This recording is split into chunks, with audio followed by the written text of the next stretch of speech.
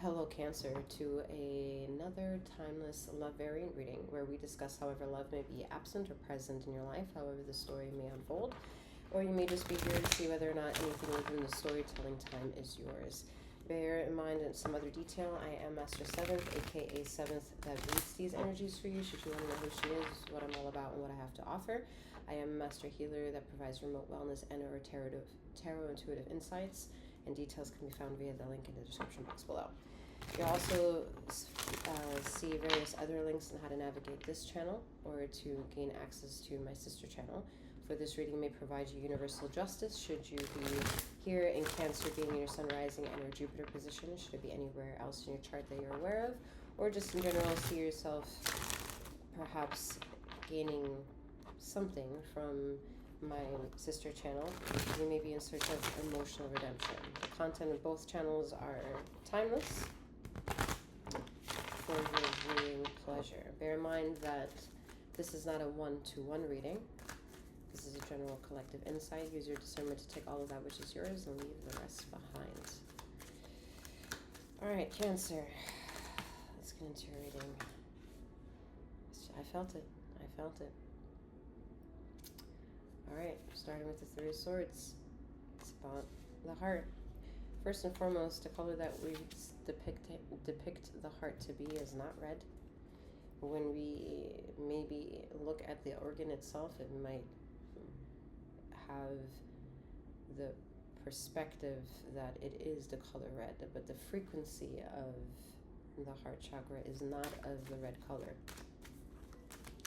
So imagine the way that we've been pretty much symbolizing in color that of which does not have that frequency. Naturally, the heart is not the color red.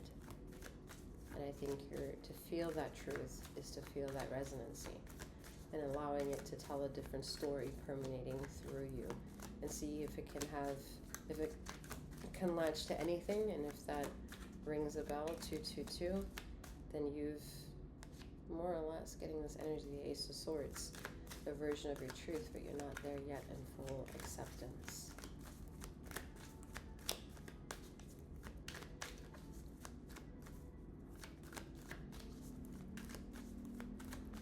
It might be because it's cognitive dissonance happening at this time. All right, these are the emotions of something like that occurring. You don't know what to feel. At the same time, you don't feel threatened. You don't feel threatened by new information. Six of Wands, Ace of Wands. Okay, you're not threatened by new information. You're accepting a new element of truth. Some of you are going to be pulled to childhood memories to trigger the balancing of this unalignment. Okay, this is a personal journey. Yep. Personal journey of feeling, of allowing cognitive to permit itself upon thee. Because we have the Knight of Pentacles and the Six of Cups asking you. I remember when I said childhood memories, that's the Six of Cups energy, okay? And they're going to bring you worthiness of something, but you have to slowly make yourself acceptable and show up to those moments of, in order for you to understand it, using the word healing to trigger you to get there.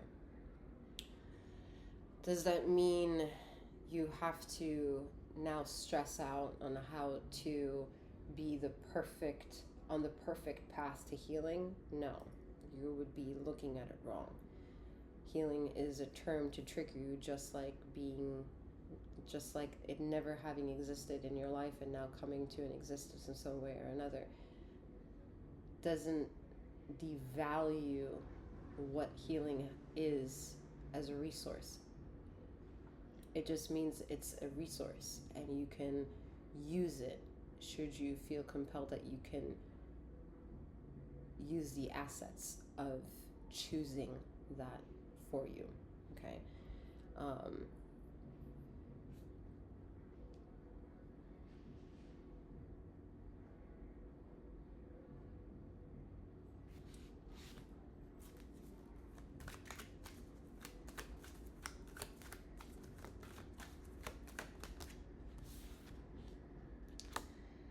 Knight of Wands.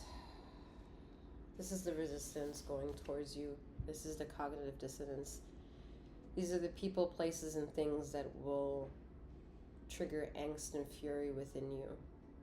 And angst in English is more like the uncomfortable. Let me see what the quick definition is of angst.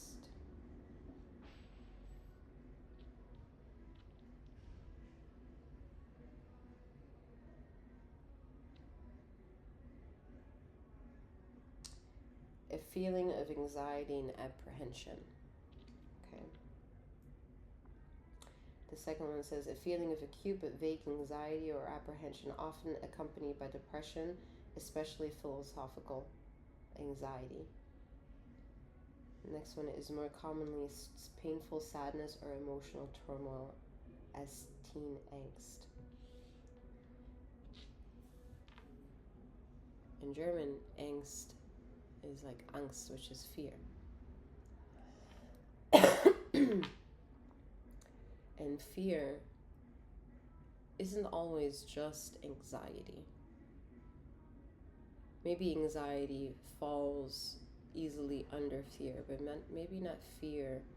Not all fear, I want to say, is fair to say is anxiety, right?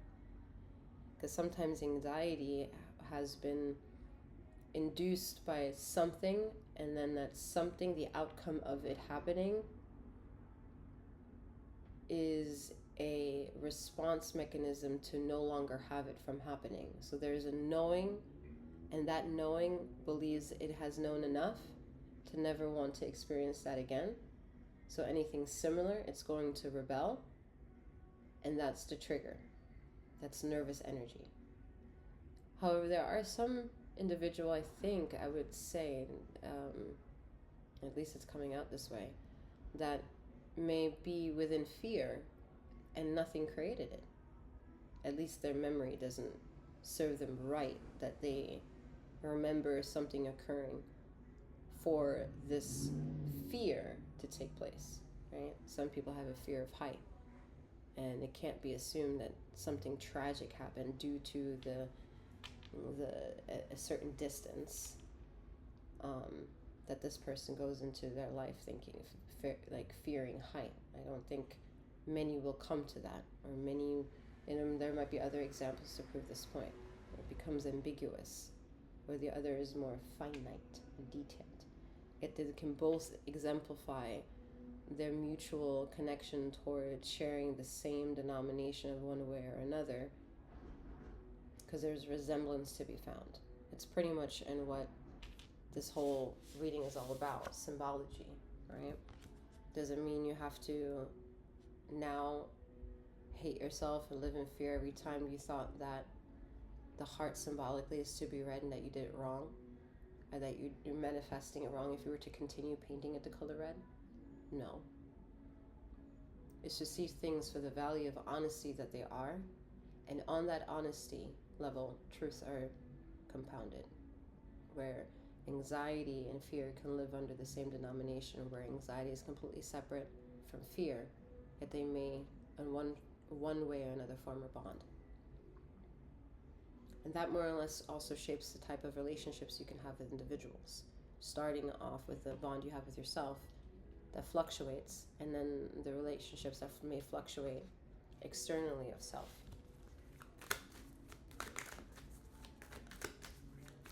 So there's this force of this people, place, and thing, any denomination of movement, forcing that narrative internal dialogue to find its alignment. And again, childhood memories will offer a big ticket to you, to this Queen of Cups energy. The rejuvenation of a knowing, pretty much opening up Pandora's box, because you're ready to go down that avenue of memory to remember.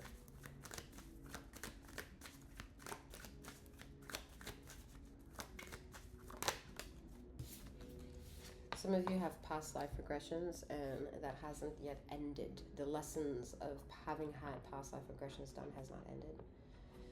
And it's causing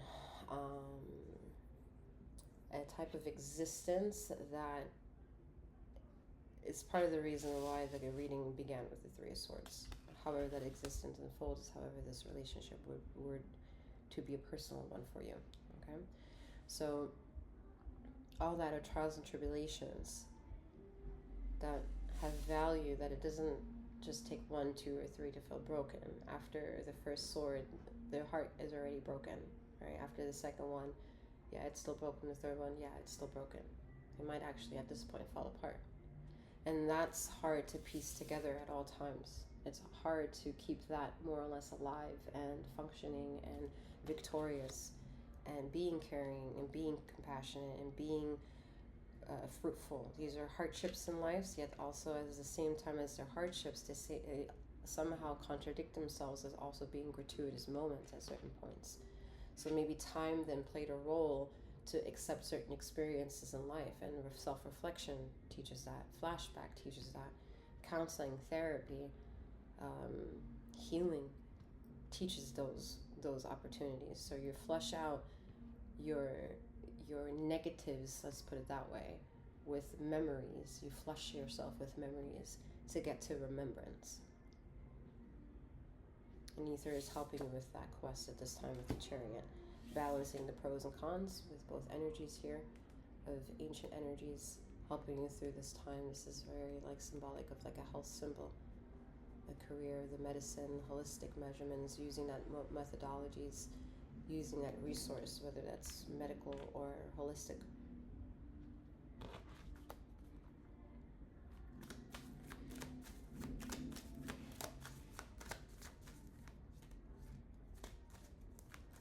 Some of you have made huge career changes.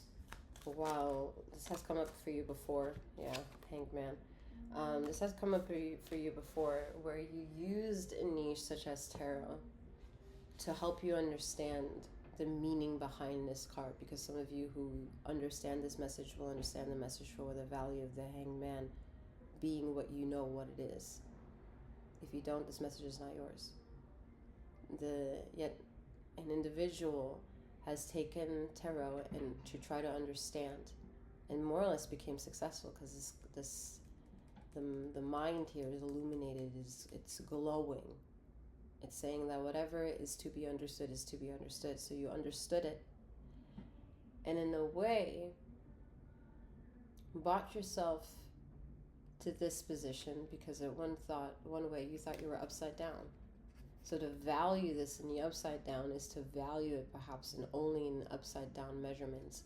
And then you brought yourself back into the functioning of society, and I realized, society has a big objection.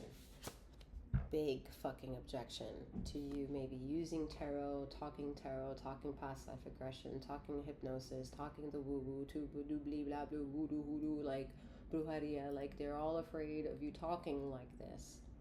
They all show up opportunistics and saying, ooh, these reflections really make me feel like I know, like, you know what it is that you're talking about, because you know what it is that you're talking about. But damn it, personally, on a personal level, I still feel like this.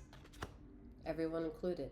The person knowing the value of this card, and the person reading energies trying to make manifest for others what they have reached for themselves to others, they still all individually left like this.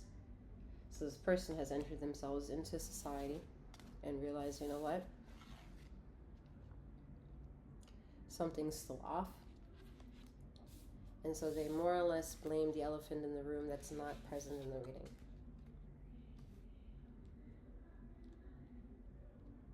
And the elephant in the room is the devil energy.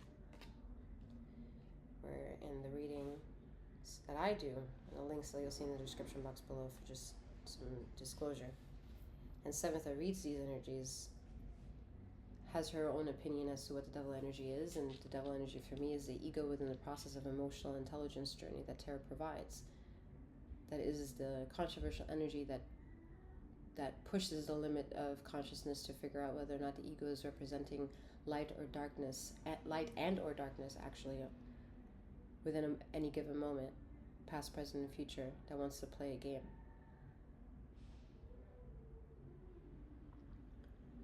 So you decided to put yourself maybe perhaps, or this individual at least, whoever this resonates for, whoever's listening to, pay heed of this type of individual, because you may come across that individual. This individual has used tarot, gotten themselves very comfortable in what it means to value the mysticism that the world has. And they fulfilled their intuition, because for that, tarot always provides. What you immediately think tarot should provide, that's not the conquest of tarot. For that, tarot is a fucking game. And it's not about winning and losing, even if you win and even if you lose. Just like any other game, any other board game, any other controversy within a board game, whoever designed it, any other game, card game, virtual game, board game, any game of life, online or real. Okay, so this person is now in their very fucking now moment, and the very recent past nows and the very near future nows are denying tarot.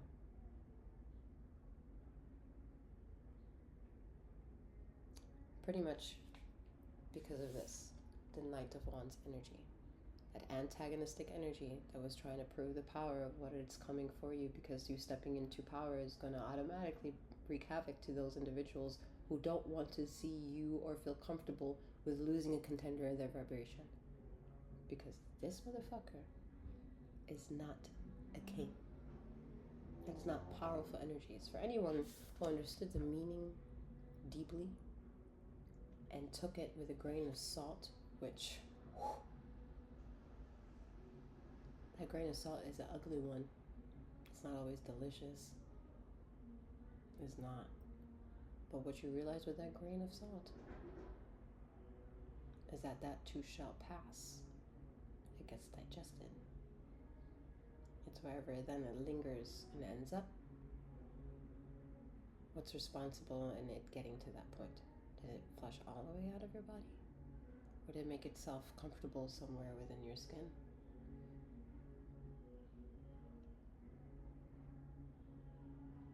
This is not a king energy. To have listened to this and to decide to forgo what made you comfortable in this, whoever this resonates with, is to know that you haven't stepped in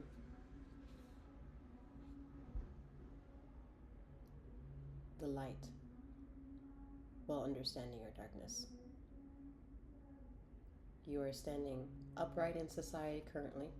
I'm calling that individual out if it hasn't been clear already. But this person is not grounded. This person hasn't really reported to Mother Nature. This person has not done any groundwork to, in my universe, what I reach for and what I more or less preach for is that they feel uncomfortable. They're too busy. Their excuse for showing up to everything right now is due to time and responsibility towards what this person has manifested.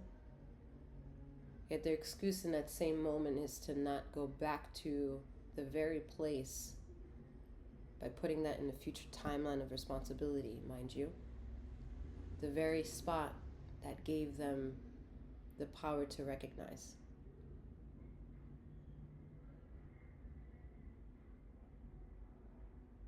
Examples would be going hiking, spending quality time at the beach. Some of you are going to have these excuses that you've been to these places. Okay, however, be really honest here. What were your emotions when you saw yourself putting adventure back into your life? Were they just as tranquil as those moments you felt outcasted by society and you had to gain your self-courage to pick yourself up again because you were broken? You were broken, and you picked yourself up from whatever ether could provide. It gave you a spiritual conquest and you followed it. And it made you successful because you were the Knight of Pentacles learning what about success? What about sustenance and abundance and ability and the inner light. How do emotions make you show up to gratuitous feelings and understanding of that of which you have in the material world, or minimizing it because maybe you have too much, mitigating it, disciplining your life and the world around you, and calling out and answering to a call, having learned in the most secret situations, in the most deepest corners, yet for somehow can't battle this. Have you succeeded have you grown from the Ace of Wands? Yes, you have. You have totally grown. Emotionally, you've grown. You're the queen in emotions. You're not a king or queen in the element of fire, Wands. You're not a king and queen in the element of Pentacles. You're not feeling king and queen of the mind and the heart and the emotions, all inclusive. But the processing to how to build your security around emotions you've met and you understand. So let's see, what's the next message? Yeah, too much control of what it is that you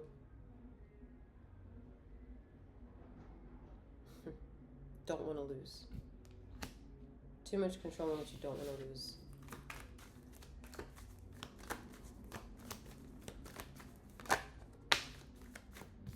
Temperance. And then wise healing here.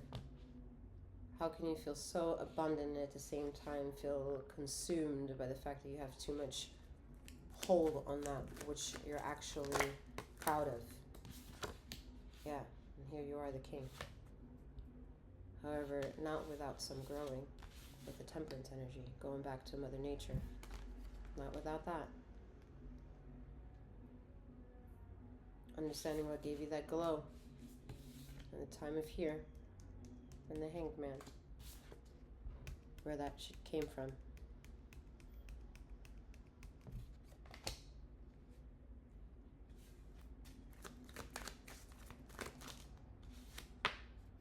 The Sun card, to help remind you of the childhood traumas you have revisited at one point. Because to understand, again, this energy is to have lost this and wanting to find it. So you found that glow. You found the glow externally to internally find it here in the world of that of which you felt outcast by. Yet you feel like this, and you want to be this, and need to be reminded that healing was brought to you by this. Yes, healing was brought to you by this, because your world now is a version healed, but yet you still feel like this. There's a cloak of darkness weighing you down, and you need to report back to this. Remember where you go to. Remember from which you came, and stop denying that of which made you, even if it means losing a couple of people along the way. All right. I'm wishing you a wonderful morning, noon, or night, wherever you are in the ether of this time and space, and may you keep flowing, growing, and glowing. Take care.